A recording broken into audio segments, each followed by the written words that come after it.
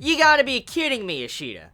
You really do that to me. You really, really do that to me. You do it to all of us, manga readers of Tokyo Ghoul. You leave us on a cliffhanger, and then you show us one of the worst characters of the most hated character in Tokyo Ghoul, Uta. You're telling me the clowns are the host of this auction, and you're gonna show me Uta. You're gonna show me Uta with this mask on. He's the host, and he's just putting humans up as on a display. Like, oh, here you go, bid for these humans, their supplies and all that. You can bid for how much you want, and then whoever wins the auction, gets to take the packages home. That's fucked up. Just straight up. Oh my god. Like, when I heard the auction, honestly, I wasn't really imagining full humans being auctioned up. Like, for some reason, I wasn't really thinking about that. Like, I was thinking about other things when it came to the auction, but to see how just real live human beings are just being displayed and thrown on the auction, I'm like, yo, like, damn, like, they even have, like, this actor, like, this, superstar that was being sold to ghouls, and I'm like, whoa. It just goes to show you how well known this auction is to ghouls, because for all these high-class ghouls to be here, it just shows you how well known it is, and I mean how important it is if they're willing to risk coming to this auction, even though it's being scouted out by doves. So, the main thing with this chapter, it is very, very simple. Like, this, I think, out of all the chapters of Tokyo Ghoul Rei so far, that just came out from Machida, I think this is the simplest. It really is a simple chapter compared to other things when it comes to the setup and stuff, but it doesn't mean that this chapter is bad on any terms. No, it's not. Because the setups are very clear in this chapter. For instance, at the end of the chapter, you see this clear setup that's been going on for the past, like, I guess 6 chapters, maybe even longer than that, ever since Torso and Mutsuki first encountered. That's pretty much how long this setup has been ongoing.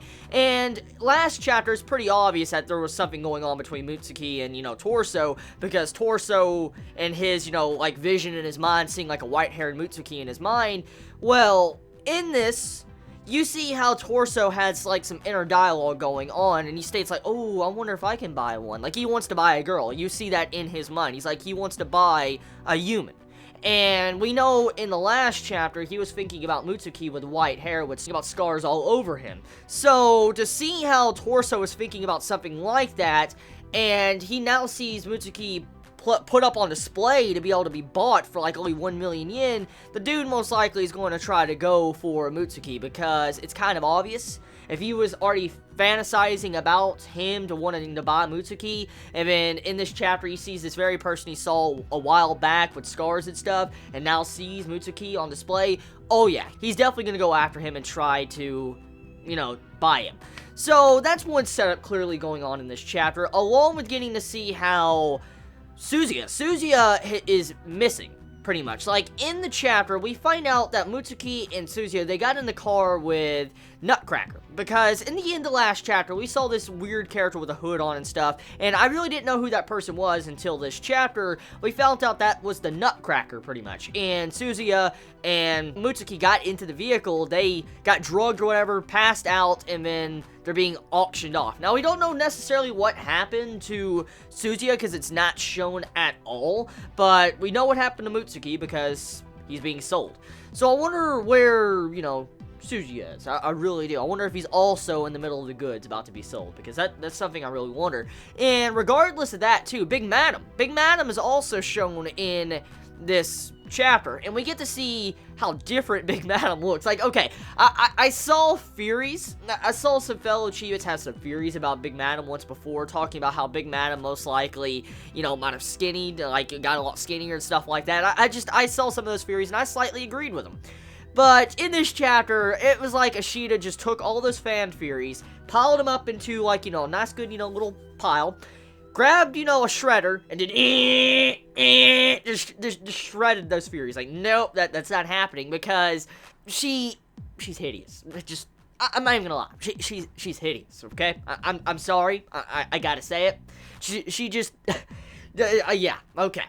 So, to see how she hasn't changed, or she's changed for the worst, as I would say, it's just pretty funny. It really is. So I can't wait to see Suzuya get his revenge kill against her. Oh, that's gonna be fun. That really is gonna be fun. But that's, I think, everything. I mean, there's other little mini subs, getting to see the other characters in this, like, you know, how Clown was acting, how Clown was actually being very public in this. Like, that is something that really stood out. Like, Clown was being public. Like, Clown, as I figured from the end of Tokyo Ghoul Part 1, they were very secretive. Like, they were a secret group of ghouls that just wanted to fuck things up and just watch the world burn. That's pretty much what they were.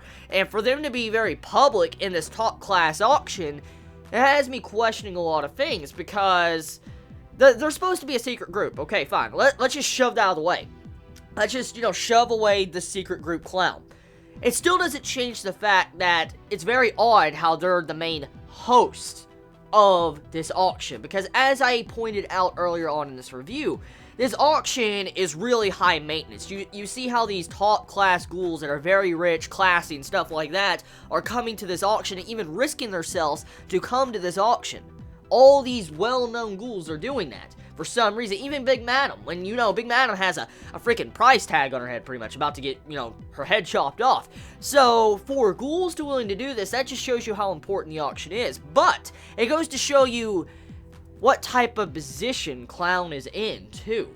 Because, if Clown can be the main host of this well-known auction, that right there just goes to show you something else is going on here. Because what type of connections does Clown have?